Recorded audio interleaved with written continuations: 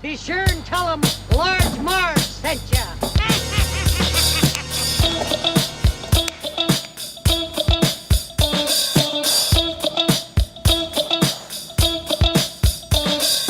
In the 90s, we were just teeny tykes. We rented movies and our bikes. We wanted to be DJs, but we were just teeny gals. So we went off to college and we remained as pals. 20 years later, we're still watching flicks and we're bringing you the favorite bit by bit. Sweetie and Sweetie are here to say it's the Large Marge Santa's podcast. Hey, hey.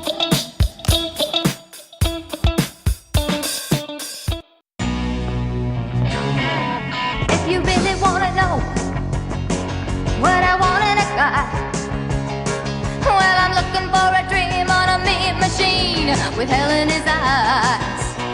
I want a devil in skin, tight leather. He's gonna be wild as the wind. And when fine nights, I'll be holding on tight to a cool rider, a cool rider. If he's cool enough, he can burn me through and through. Whoa, whoa, if it takes forever, then I'll wait forever. Hey guys, welcome to the Large Marge Santa's podcast, your favorite podcast where two sweetie sisters talk about their favorite flicks from childhood. I'm Sweetie. And I'm Sweetie. And today we're rounding out the sequels month. But it's been a little while since our last episode because we've had a few tragedies. Yeah, just a couple of tragedies to befall us in the last week. Really not any for me. Sweetie here has had a rough, what day is it? Wednesday? Almost exact week. What happened to you this week, Sweetie? Well, number one, I got laid off last week. Pretty stupid. Number two, Desmond, the podcasting cat, who you may recognize in the backgrounds of many episodes, climbing the screen, playing with cat toys, jumping on us, etc.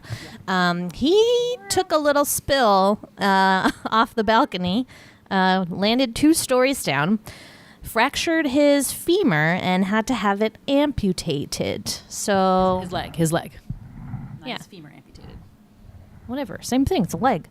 It was just getting so technical. I just want people to know he has 3 legs. He has 3 legs now, but he's still amazing. We brought him home today. We had started a little fundraiser, which is still going on, but we just wanted to send a warm, huge thank you to everybody who donated. A lot of listeners and fellow podcasters donated, and I love you guys so much. It really warmed my heart and made me feel so much better about everything, really. As soon as those donations start coming in, I just felt like people can do anything. Like, it doesn't matter what tragedies befall you. Yeah. It takes a village. I mean, it's not like everyone gave just like a little bit. Some people were very generous, and that is amazing. But we just had a lot of people. What do we have? 60? I'm talking to you, Carol. Most generous. Yeah, most generous award. That's Carol. Yeah, money bags. I meant, how many donors did we get? Did you tally it up? Oh, I can. Does it say?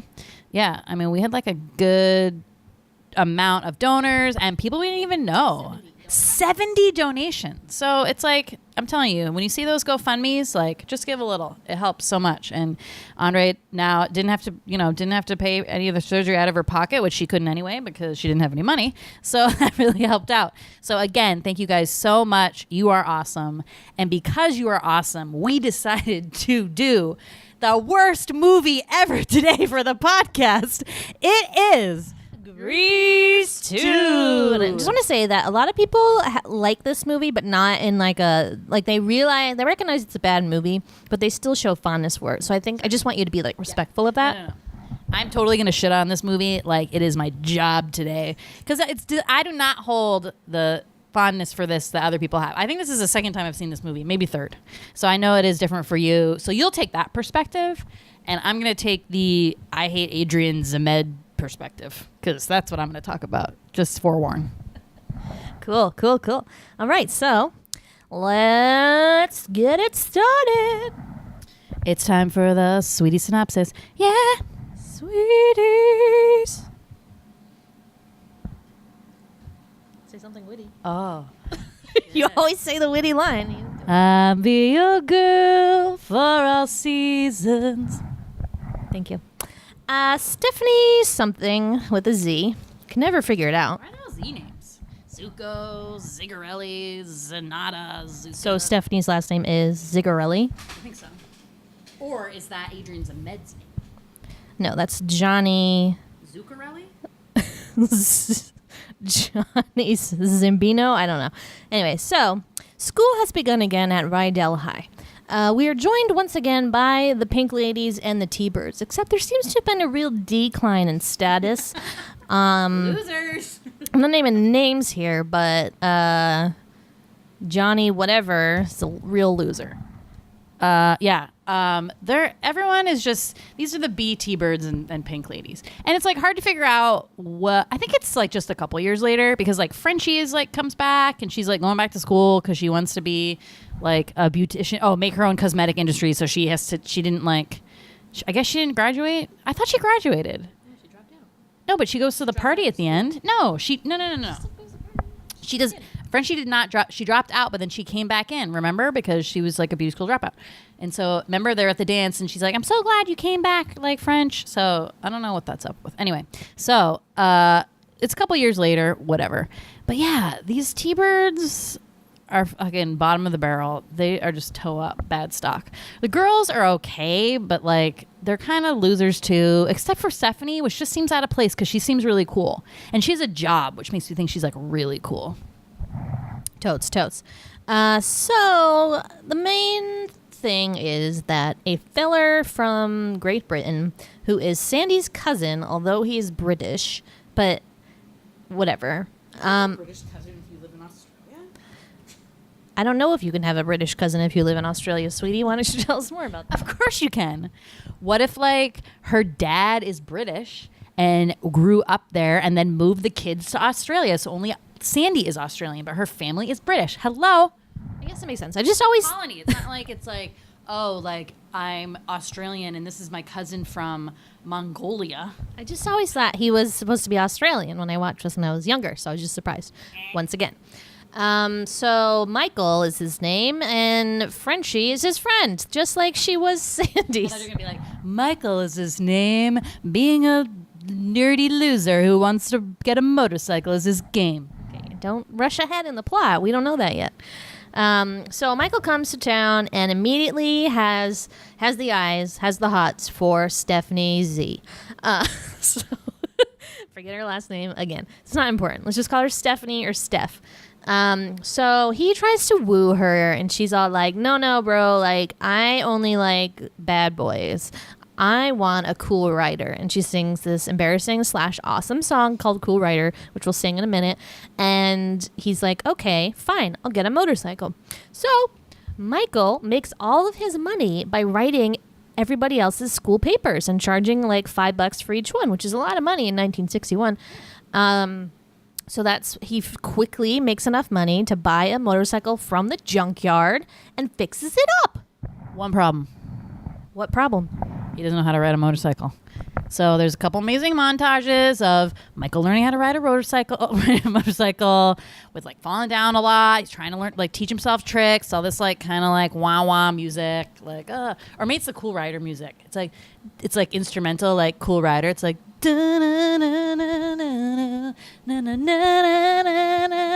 like wiping out and like just being like a dummy. Anyway. Good montage. I enjoy a good montage. Sure. Motorcycle montage. Me too. So previous to this, Stephanie and the leader of the T-Birds, Johnny, were in together. But she's done with him. She doesn't like him. He's not taking it very well, even though he like immediately shacks up with Paulette, who's like another pink lady. But he gets quickly jealous, and I'll tell you why. When Michael learns how to ride a motorcycle, he takes on a persona of a cool rider. So he keeps his motorcycle helmet on and his goggles on, and he like speaks in a low, like husky voice, no accent, because he doesn't want to give it away. Oh yeah. And Stephanie quickly falls in love with him. They have like one afternoon tryst on the motorcycle, and it's a big deal. So So Stephanie is like a goo over this guy, and Johnny's not into it. So he's like, you can't date him because you're a pink lady and he's not a T-bird. So we learn this whole rule thing, which did they talk about this in the first one? It wasn't in the first one. That was not a deal in the first one. Because, first of all, again, like, not totally, well, I guess it was even. But, like, remember Marty was like not interested in any of the T-birds at all, and she like goes to the dance with one of them and his friends, but they're not like romantic. And I never really felt like any of them were really romantic except for Rizzo and Kaneki and Sandy and Danny, and Sandy wasn't even in the Pink Ladies. So I don't know what this like weird thing where it's like you can only date within the T-birds because there's not enough of them. Okay, there isn't enough of them, and that just seems really limiting and also like kind of sketchy. Yeah, and they're just not very attractive. So it's like you get either stupid Johnny, Goose, who's like big but stupid, and then two uggos. Yeah. What? One kid looks like he's like 12. One kid looks like he's 12. Sean Astin in The Hobbit. It's ridiculous. So, okay. So he immediately tells her, like, you can't date him, whatever. We're going to get him, blah, blah, blah, blah. So the huge event in this movie, instead of the bandstand dance off, is a talent show, which everybody's a part of. And the Pink Ladies and some other girls have concocted this, like, Broadway spectacle of the Calendar Girls. And then Johnny does, like, the T-bird thing, whatever. So it's all leading up to that. Right before the talent show, the Michael, as the motorcycle cool rider, comes on, and then, or comes, like, shows up in front of the school, and then Johnny's like, it's that guy. We're going to get him. We're going to kill him this time. Like, what are you doing? Who's killing who? Who cares? Like, who? It's just, like, the weirdest, like, territory kind of stuff. And then the side territorial kind of, like, we need to fight people stuff is, again, the Scorpions are in this. If you remember from the first one, it's, like, Craterface and, like, his gang of, like, the equivalent T-bird at another high school. And they do the drag race, and then at one point, like, Rizzo goes and dates Craterface because she's trying to make Kaneki jealous. Like, that all worked, right? For some reason, Craterface and the Scorpions are, like, still harassing the T-birds, even though who knows how many years later it is. He also literally looks 50 years old. He, like, hangs out outside the arcade, like, in the drive-in. Whatever. It's like, dude, move on from high school. It has literally been 20 years. Like... And I think part of me is like, are they just a real gang that like is hanging around making trouble? I feel like they're a real gang, and T-birds are like gang light. Like, no, but like they, and like that's the worst part. They're like, let's go fight Craterface, and like the Johnny guy is like, yeah, like let's go fight that Craterface, and then he goes out there, and like the guy like blows on him, and he flips out and like runs away. Right. So I don't think they're a bad. Like, I think the Scorpions are probably a real gang. Anyway, so the T-birds chase Michael. Michael's like got his cool moves. He like crashes through some road work, flies over some ditch or something. They go and they look. They're like, well, I don't see him, so I guess he made it. And they're like, no one can make that. And then Stephanie and the Pink Ladies pull up, and she immediately draws the conclusion that he's dead, even though there's nobody. And everybody's like, he's not dead. And she's like, he's dead. Oh my God, I'll never see him again. Even though we hung out twice, and like he's like kind of okay, and like I don't really know his name or like anything about him. We didn't really talk. Or I guess they talked a little bit, but yeah, I mean, she is such a fucking overreactor. Like, girl, move on, get out of that town, graduate, like get a life. Dumb. So they still need to do the talent show. So off they go. And the Calendar Girls get ready. Stephanie is the month of December. She comes out last. They're doing great. It's a great performance. Stephanie looks a little lost. She comes out of the gate. And she's like, well, here I am, dressed as a Christmas tree and upset because my fake boyfriend died. My fake boyfriend is maybe dead. And she just like is like off in her own land, and then like slowly like walks to the end of the stage and like sits and then sings this like bullshit song, and everybody's like, what the fuck are you doing? Rhonda, who worked on this thing for fucking all year, must be pissed. She's like, you're blowing up my spot, or you're ruining this. What the fuck? So she sings this dumb song where she imagines the cool rider in motorcycle heaven. And it's so embarrassing, and I can't talk about it without turning bright red. But so that song's over. She gets a fucking standing ovation for that shit and fucking wins the entire talent show. Can you imagine? Like, way to throw your teammates under the calendar bus. I'm just saying, what the fuck? So, yeah, so there's that. So then, because she wins the talent show, and because Johnny of the T-Birds routine won the talent show also. Tell me how they awarded the awards for this talent show, because, like, from the talent show, they pick a king and queen, who I guess are like the MVPs of the talent show. So they can get basically what is the equivalent to like a prom king and queen. They're having a luau, so it's like a luau king and queen. But like, what was the point of having all the groups and like doing anything? I don't know. It just seemed like to just be pulling one person out to win, a girl and a boy. I don't know. It was fucking weird and not explained, and I'm confused. Totally. So they're at the luau, and then Stephanie and Johnny are like on this raft wearing like carpets and like head dresses, and then the Scorpions run amok again and trash the place because they're fucking animals. And then Michael, cool writer, shows up, bests the Scorpions by doing a crazy cool jump over the pool. And then everyone's like, wow, that was awesome. And then he takes his helmet off finally. And everybody's like, it's Michael. And Stephanie's all excited. She like runs up to him. Johnny's like, you. And he's like, well, and he like freaks out at first. But then he's like, jacket. And he gives him a T-Bird jacket. So now he's in the club. So if you're doing your math, that means that Stephanie and Michael can now get it on. So they become the perfect couple. And they... there's this really horrible dance number with all the couples now reunited, and everyone has like a couple, and they do this like really awkward dance and all these little lifts and stuff that are truly horrible. And then it's graduation day, and then they're throwing caps in the air, and she's like staring up at Michael like, like won't stop staring at him, and I'm like, oh God, get over it. And then they graduate, and then that's it. The end. Movie done. Grease 2. Grease is the word. So this was in 1982. So quite a couple years after the original. What was the original? 78, I think. Yeah. So good 4 years after the original. Apparently they wanted to do like a series of sequels. So they wanted to do like a trilogy. No, they wanted to do 4, I guess. And this one bombed. Like total bomb, stink bomb, awful. And so then they're like, well, maybe let's not do that. So then they saved the script and apparently used that for High School Musical. But done so much better because I think we talked about this in the original Grease. Like, dude, get high school age people to play high school people. Like, what is this? They didn't use kids back then. Like, why are these people 35? It's seriously troubling. So yeah. So sweetie, like let's first just jump into like why you love this movie so much, when you first saw it, why he holds a candle. Holds a candle. Holds a flame. So this was another one that my friend Kim Kaplowitz had on VHS, and we would watch in her room. She had like one of those little TV sets with like the VCR attached to the TV, which is like part of the TV set, you know? So we just like put the VHS in and we'd watch it. We just loved this. I don't know why. I think we loved like 3 parts of it. I don't remember watching the whole thing. I hope we didn't because it's pretty boring.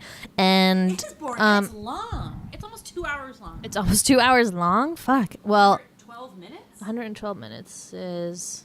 120 stars. Wow. Just shy. Well, yeah, but I think we just gravitated towards the Calendar Girl part, and we thought the reproduction song was like dirty, and we were like, All of the songs are sexual. Yeah. So I read this like pretty amazing. The reviews on this, if you go on IMDb, and the people's reviews are like priceless. Like 1 star. It has a 4 out of 10 stars in IMDb, which is pretty low. So this one person was like, okay, so first beef with any musical, right? And this interesting thing about this, right, is that Grease was a musical that they turned into a movie. This is a movie that started as a musical, so it's not like it had any like actual musical theater base. So when you're building a musical, like the songs are there to advance the plot, and there's like a point to them. They weren't really considerate of that in this movie, and the songs don't bring anything. They don't further any plot. They're just about bringing like I bet they're just about bringing sexual innuendos to the movie, whereas like in the actual one, you know, they were done with lines and actual like clever script and stuff. This one, all the songs are sexual. They're all about doing it. They turned the bowling alley song into doing it. The T-Bird song is about prowling, like reproduction, like, right? more, but how is the real me behind my charade about sex? Please tell me. Is that the cafeteria song? That was the fucking worst thing I've ever seen. I felt so bad for Maximilian, whatever his name is. That's not his name. What is his name? Let's just call him when he's in Empire Records. Let's just call him Rex Manning. We all know Rex Manning is Dirty Dog. Yeah, that song was the fucking worst. All the ballads are like, you're like, is this real? Because they're like half singing and like it's like in their head and they're like singing. I do kind of love the Cool Rider one because it is like so laughable and like poor Michelle Pfeiffer. She looks like she's in pain and like she's like half-ass dancing and sort of like, what? You can like see her in the thing in the back of her head like, why did I agree to do this? Though her first starring role. So maybe she was happy. Yeah, I didn't sense any of that. What the reviewers said that she looked like she was in pain. I thought she was having fun. I love that Cool Rider song. I think we all strove to be like her when we were little. We loved their pink lady jackets, which are now like a new satiny kind of texture. So I have a couple questions. Like, number one, who makes the new jackets every year? Number two, but who decides who gets to be in the club? I feel like you have to date a T-Bird to become a pink lady. That's what Johnny was saying. Like, you better give me back that jacket if we're not dating. So it was almost like a Letterman kind of jacket, but like you get your own jacket for like dating a T-Bird. But all those other girls were already in pink ladies, and they weren't like necessarily dating. A guy like Paulette didn't start dating Johnny until Why was Paulette that year. I don't get it. I need to know more. I need an origin story of how it works. So I guess I just had one question. Anyways, we wanted those jackets and we wanted them bad. We were like, we would look so cool if we wore those around our third grade class, just made sense. Or fourth grade class. Good times. But that's why we liked it. I don't know. I can't explain it. It's just you're dumb. Like I said, when you're little, you have no taste. You don't know what's good and what's not. You're just like, this is funny. This is fun. Like, that's, I think, why everybody likes this movie. It's you saw it when you were little and it was just like, yeah, like a funky like time period you didn't really like know a ton about. I mean, if you had seen Grease, I guess you would a little bit, but yeah, it's like slow. The scenes are kind of choppy. There really isn't a plot. I don't know. But I get it. Like, it's not that I don't get it. I really do. And I do really like the Michelle Pfeiffer character. She's my favorite. She's pretty cool. Like I said, she seems like an outsider. She doesn't always wear a pink lady jacket, and she's pretty cool clothes. She's beautiful, obviously. Michelle Pfeiffer, gorgeous. Wear these cool sunglasses. I really like her hair. I think I am going to cut my hair like that. BTW. I was going back and forth, but it's for real. And then, okay, like I said, she has a job. So she works at a garage. That's so cool. I mean, she's horrible at it. She's like literally the worst, but like, good for you. Yeah, she's like, she hasn't gotten that whole multitasking thing down. It's really sad. Finish a job that you started. Someone's like, hey, here, I'm paying you for the gas. And then she like takes the money and puts it in the register. And then some guy's like, hey, come clean my windshield. So instead of like giving the guy the change back, she decides to go clean the guy's windshield instead. So then the guy who needs change is like, hey, can I have my change? She's like, and she like looks all pissed off that they're like interrupting her. It's very bizarre. All right, so let's break down the songs. So we'll try our best. We don't know the words. I just really know the titles and a little bit of the tune. So that's what we're going to do. All right, so number one is the opening song, which is Back to School. It's pretty cool. It's a little like gritty. All the kids are like, I have to go back to school. But then it's all like, I can't describe it. But it's like, back to school or something like that. So it's pretty cool. There's a lot of aggressive dancing. There's always like two aggressive girls in pencil skirts, like really going for it. Twins? No. Oh. Because there's aggressive guy too. There's one guy in the luau that was getting so aggressive with his like luau pom-pom things. I was like, guys, who is giving notes on these dance numbers? Hey, you in the back. Less aggressive with the pom-pom. Less aggressive. Yes. It's very bizarre. So that's that song. It seems to go on forever. It pretty much does. The second one is the bowling alley song, which I think is called We're Gonna Score Tonight. It's about bowling. So in this one, they're really into bowling, which they were not into in the first one. I didn't even know there was a bowling alley, but apparently there is. It's called Bowlerama. They have their own like T-Bird and Pink Lady shirts, their own balls. It's pretty cool. So that's that song. It's pretty dumb. I don't like it. Sweetie and mine's favorite, Cool Rider. So everybody's favorite. Let's be honest. let's sing a little of that. Ready? 1, 2. I want a cool rider. A cool rider. Na, na, na, na. I'm singing on this ladder and I'm hot. Yeah, so it's pretty fun. I like my favorite part of that is when she does like the hop, the dance, like down the Yeah, I like slant. when she goes away from him because she's like singing the song to Michael at first because the way it starts is like he asked her out. I think he asked her out, and she's like, "Oh, nah, like whatever. Like I'm just like not interested in guys like you, whatever." And he's like kind of a like wet blanket dope. Like he's a super hot guy. Like whoever that actor is, like actually pretty good looking. But definitely just like super uptight British guy. Doesn't seem to have a lot of personality. Plays the piano. I don't know. Just not her style, obviously. She's looking for a cool rider. So this is how she explains to him like the guy she's looking for. And like all the T-Birds ride motorcycles, so they're technically riders. But are they cool riders? No. Yeah. She doesn't like those fuckers. All right, the next one is a science class song called Reproduction. And it goes, reproduction, reproduction, put your gun into the floor, something, something. And then the goose always goes, where does the pollen go? It's really silly. I like all the different parts where the girls are like, I bet you don't even know what a stamen is or something. And they're like, they're using that as like references for female body part or something. Or she's like, I don't bet you don't know what a pistol is. And he's like, I'll give you a pistol. And then he does some like hip gyration, like, ooh. First of all, isn't it piston? I'm confused. There's no pistol. Pistol, not like a pistol, but it's like P-I-S-T-E-L. I thought it was called a piston. No, that's on a car. That's like You're on a car. I'm not in a car. But is the piston a sexual reference? Well, they're all Maybe that's why I'm thinking parts of the piston. flower. What? It looks like Piston? it looks like a penis. Maybe not. Okay. Yeah.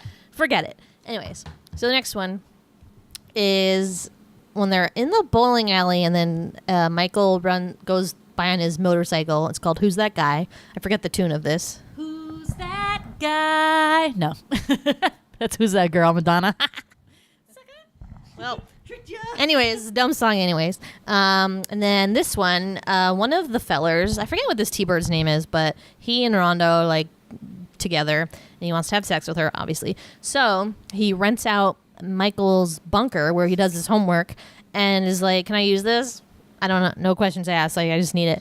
Michael's like, sure, I guess. They didn't show that part in the movie, the exchange.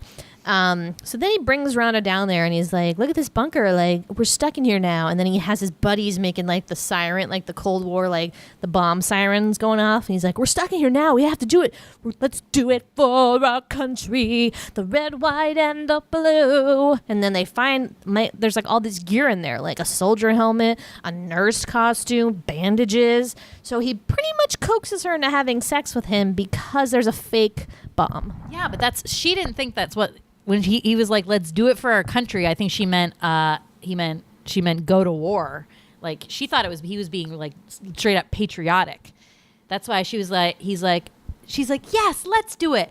Let's go. And like grabs his arm and is like, let's leave. And that's why she goes to leave and the guys are at the door. She didn't think it was sex at all. And that's why I thought she was leaving because she wanted to have sex somewhere else. No. So she opens the door and then the guys are there and she's like, how dare you? And then runs away. So all right. They still end up dating. Yeah, they're still dating, so whatever. Super creepy. So the T-Birds talent show song is Prowlin / I like to think all of these songs are like the title, but then like the other thing in parentheses. So this one I would name Prowlin in parentheses, walk, talk like a T-Bird. So this one's like, prowlin', walk, talk like a T-Bird. It's pretty gross.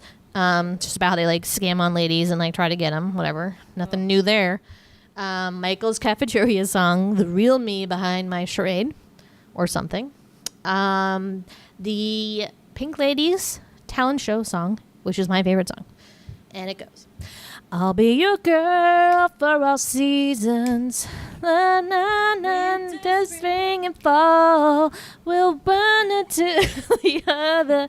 And da, na, na, na, na, na. It's pretty great. So they go through all the seasons. What's your favorite season? Tell me now. Well, you mean costume-wise? Sure. Okay, my real favorite season is summer because I love summer.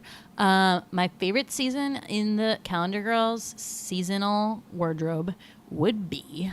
Okay, so I'll tell you which one's my least favorite, right? The fucking spring one. Oh, and I love spring too, but they fucking trashed it. It's trash bags. I'm telling you, it's so bad. They put the girls. Okay, there is nothing worse. Okay, I'm a former ballerina and I get very sensitive about bad ballet. You can't just slap point shoes on anybody and make them stand up and dance on them. It is a tragedy. Also goes with doing ballet steps. You can't just do ballet steps if you don't know how to do it. You have massive training. So they had these girls in like the ugly ass costumes. So one girl is a St. Patrick's Day person. One girl is a maypole and one girl is an Easter bunny. They have point shoes on and do the most rickety ass bad news dancing I've ever seen. So fucking messed up. So that's out. I like the winter one because, wait, let me think about it. Yeah. So the winter one is a Christmas tree, a champagne glass with like legs sticking out of it. That's pretty cool. And then the presidents for President's Day. That one's pretty cool. I like those costumes.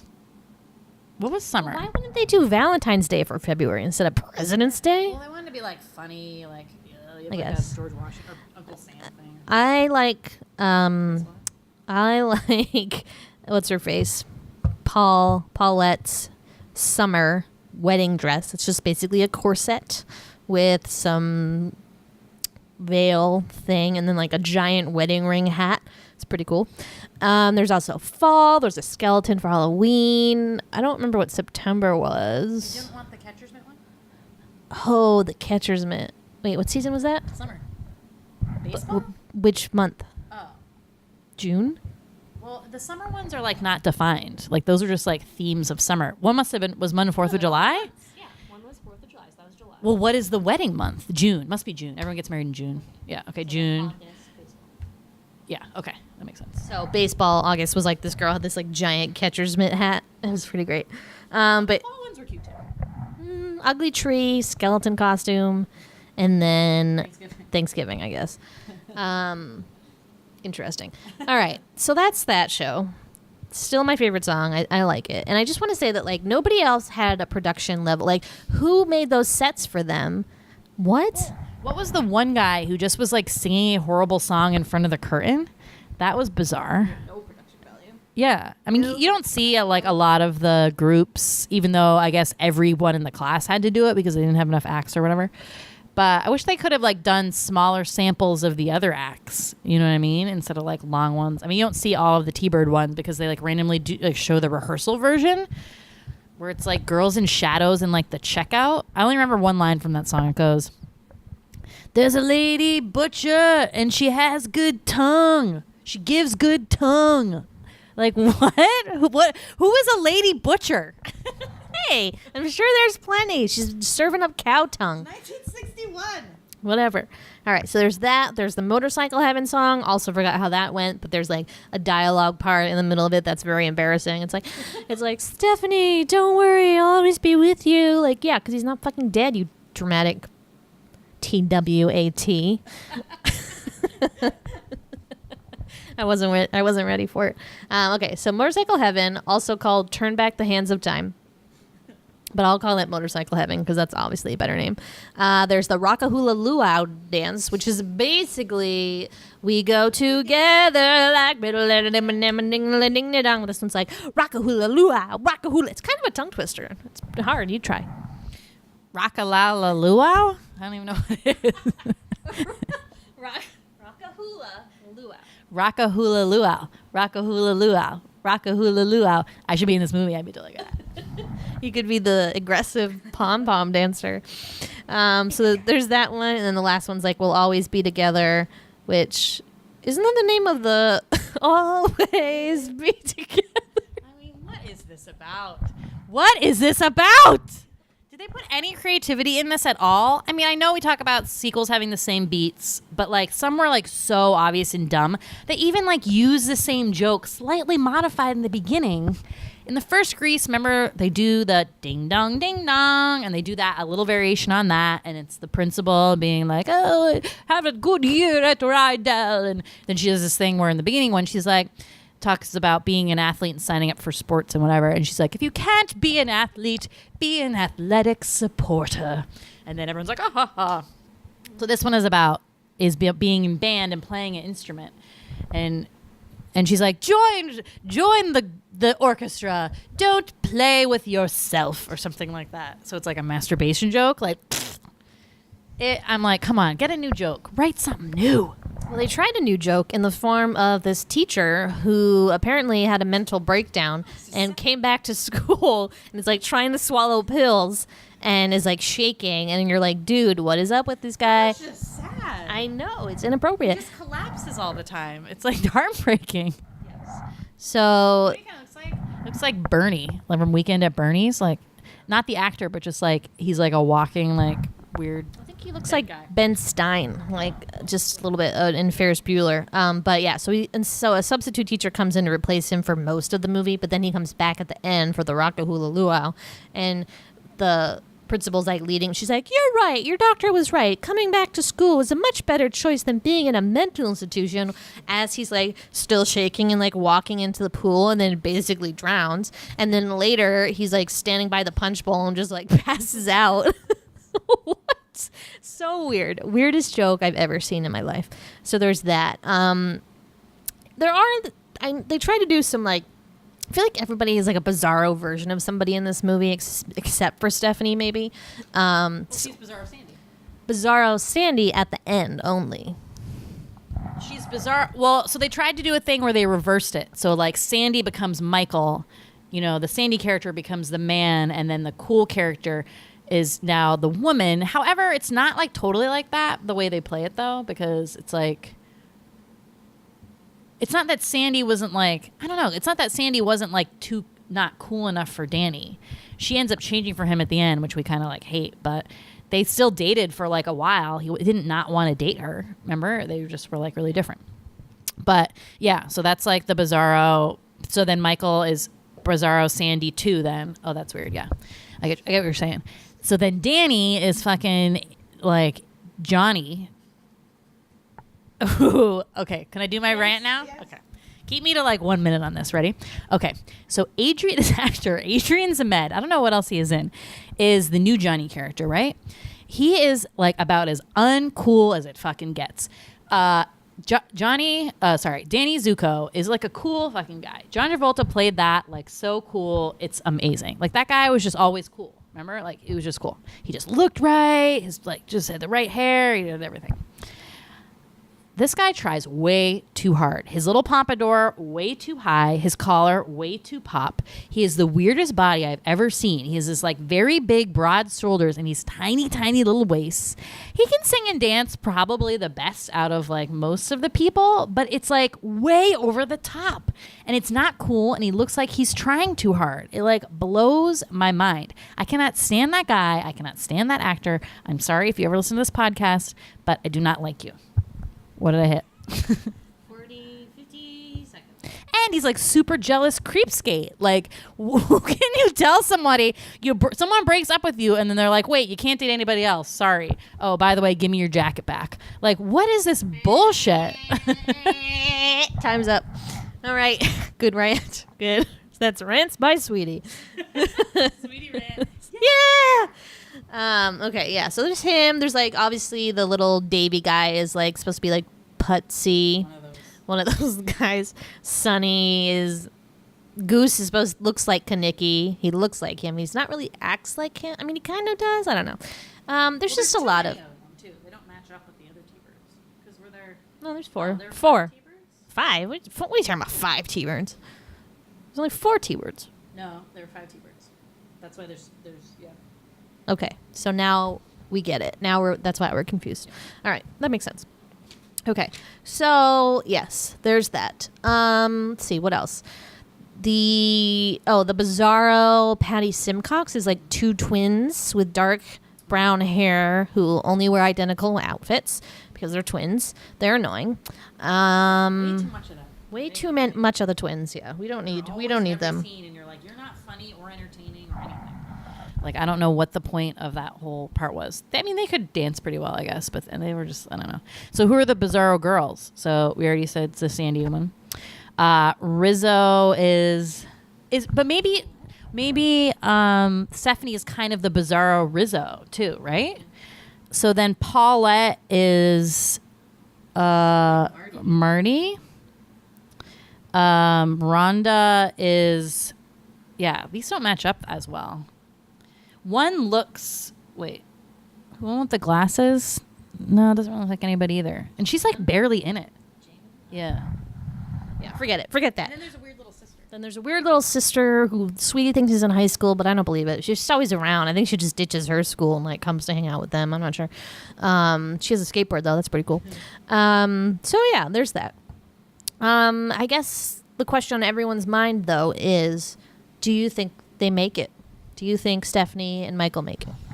I don't know. I just don't like those mismatched couples where it's like dorky person and like somehow cool person gets together. Again, I don't think they have a lot in common. Michael likes Shakespeare. He plays the piano. Stephanie is just like too rough around the edges. She has a very thick like New York Manhattan accent. Who knows why? I thought this took place in California. Like, I mean, I guess she could have moved, but she's like just in the wrong place, wrong time. I don't know. No, I don't think they made it. Sorry. I think she moved and I don't know. What would Stephanie do? Probably working at that gas station still. Michael obviously goes to college and she's just like hanging around a deadbeat. She just becomes like a married like trailer trash wife or something and has a lot of kids. That's what I envision. She probably ends up with fucking Johnny again. Who knows? Maybe this whole movie is her dream. She's sitting in a trailer and she's like, oh, like this is where my life could have turned. Take one road. Should have stuck with the cool rider. Should have gone to motorcycle heaven and been together forever.